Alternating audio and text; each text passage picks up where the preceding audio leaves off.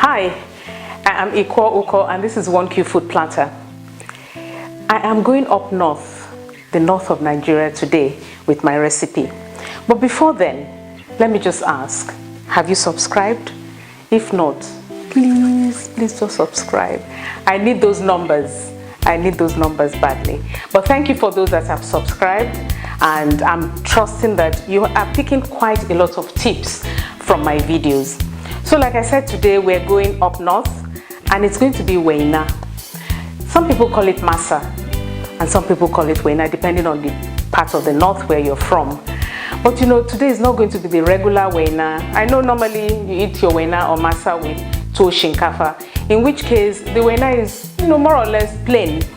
But today I'm taking it 2-3 steps up, and I'm sure you would love this. So let's go and see the ingredients you need for making your Waina. First, let me start with this. This is the regular rice, the regular long grain rice you use, you know, to make your jollof rice, white rice, and the rest of them. But you know, the rice for Waina is slightly different. It's actually the same rice you use for tuwo shinkafa, which is tuwo rice, basically. So when you get to the market, ask the rice sellers that you're looking for the rice for making tuwo.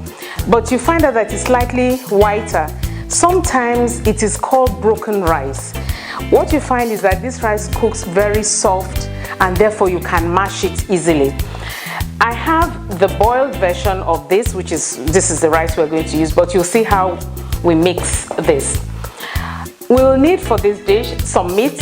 I've decided to use bacon. You can use sausage. You can use any type of meat that you want. What I simply did was chop it up and, you know, stir fry it a bit to heat it up a bit and cook it slightly. Cheese. You would love the flavor of cheese in those little balls. I have butter as well, but this time melted butter. I didn't say margarine. I said butter, real butter, because this is what adds that nice flavor to this dish. We'll need also some sugar, which I have already added, and some yeast. But let me show you how the process goes, because I have done some pre-preparation before this time, just to make things go faster a bit. I have here this tuwo rice, which I have soaked overnight. Actually, more like 24 hours soaking. You will find some little bubbles here telling you that there's been some fermentation going on, and this is part of the flavor that the fermentation brings to this dish. So having fermented this, what I did was I took out the quantity I need, which is about a cup of this soaked rice, and then add about 2 to 3 tablespoons. Let me take that again. A cup of the raw rice, fermented, plus 2 to 3 tablespoons of the cooked version of it. I then take half a cup of water from the water I had soaked this with and add and blend into a smooth paste. Having blended that with sugar, because for me it's sugar to taste, I then add a 1/4 teaspoon yeast. And as you can see, fermentation and the rising has taken place. This is what would make the masa or the Waina very fluffy. When we are done, what can we do without yaji? I mean, yaji simply means a mix of spices. Here I have chili pepper, ginger, and a little bit of clove. That is my own yaji. You have different types of yaji. Yaji for your suya, yaji for many things, but this adds a different dimension to this dish. So let's get started with the mixing. It's really quite simple. I put this away, oops, and I come this way. So first of all, I add the melted butter. I add the cheese. I'm actually using mozzarella cheese, but you can use Parmesan, because those are the ones I find brings the kind of flavor that you want to this Waina or Masa. And then lastly, I add my meat. Here I have like a cup of the meat, a cup of the cheese, and for this I have like 3 tablespoons of the melted butter. What do I do next? Just mix everything Yeah, so you mix everything. Actually, the consistency is slightly runny, not too thick and not too thin.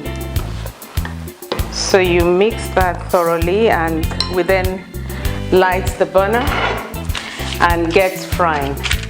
I'll talk a bit about this burner, the pan I'm using, because I know that when I posted this recipe on Instagram and indeed on the website, a lot of people were wondering where I got this pan from. Actually, I bought it off Amazon, but look, people have different pots they've been using for this over time, but we'll talk about that later.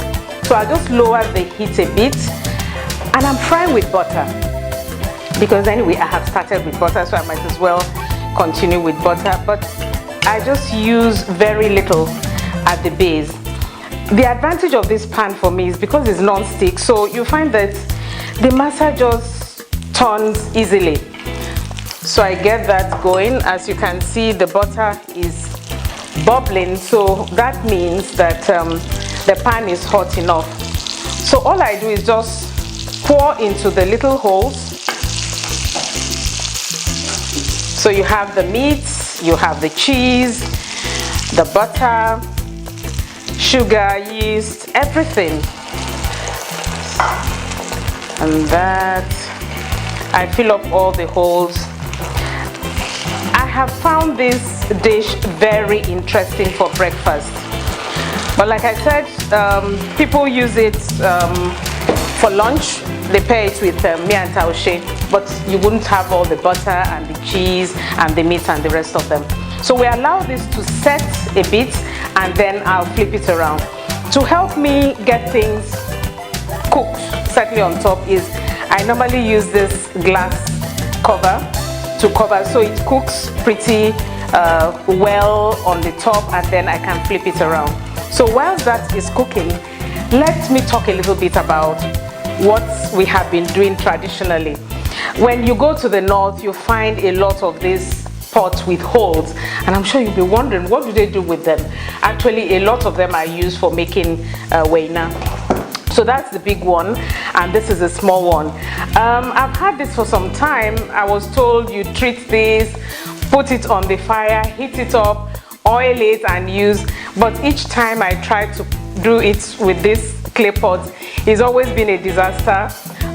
Maybe I'm a modern girl and I've not learned how to do it the traditional way. So from here, people then went on to this. I guess managing clay pots is difficult. You can see this already has a crack here. So I can imagine handling, you will lose so many clay pots in your lifetime. So this was also found. But again, I find that this sticks, particularly if you're not using it often. But if you are, this is a good way to go. So that's what is done traditionally, but of course, I will not trade anything for my pancake puff pans. I can see that the edges of the pancake is setting, because that's what helps you to know, is it time to turn or not, or else everything just pours out. So you find out that when it starts to set, you can then turn, but at this point, I think I'll just allow it to cook a bit. It's actually on low heat, just so that the whole thing cooks. Remember, we have raw rice still in there, that has to cook. So we just wait a little while for that to cook, and then we flip.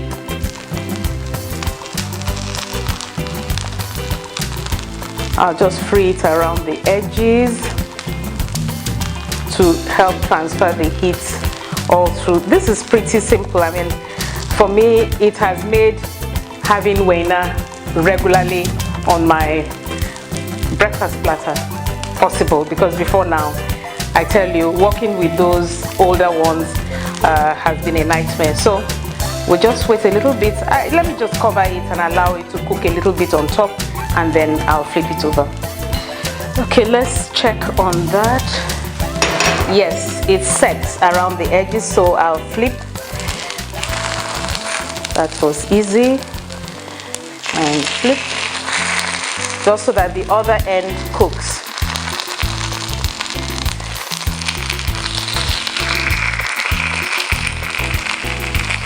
You know, the aroma of the butter and the cheese is to die for. Sometimes I tell myself I have to be careful here, or else all the weight I'm trying to avoid would be from this Waina, but trust me, it makes a lot of difference to your breakfast list. So we allow the other side to cook. I cover still just to get the raw rice to cook, and then we get that out and fry the next batch.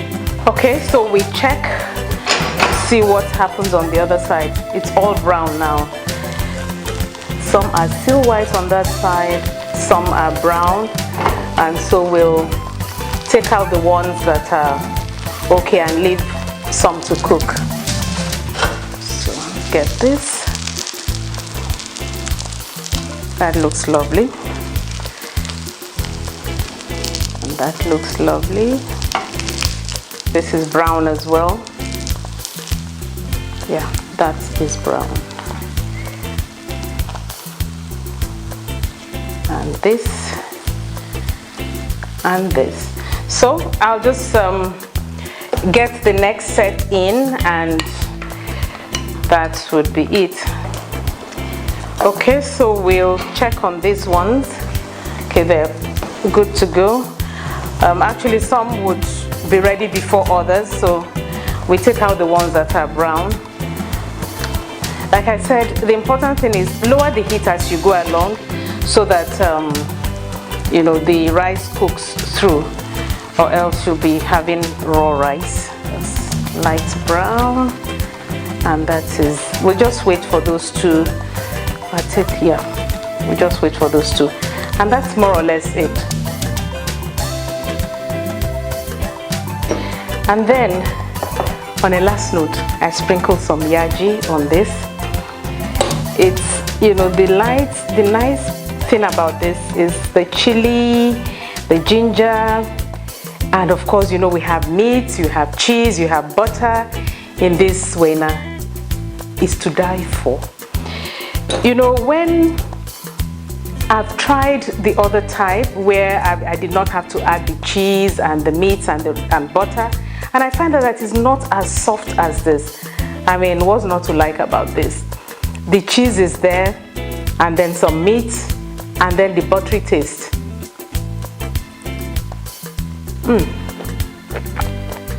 I love it. I just love it. You know, so if you're thinking of something different for breakfast, this is it.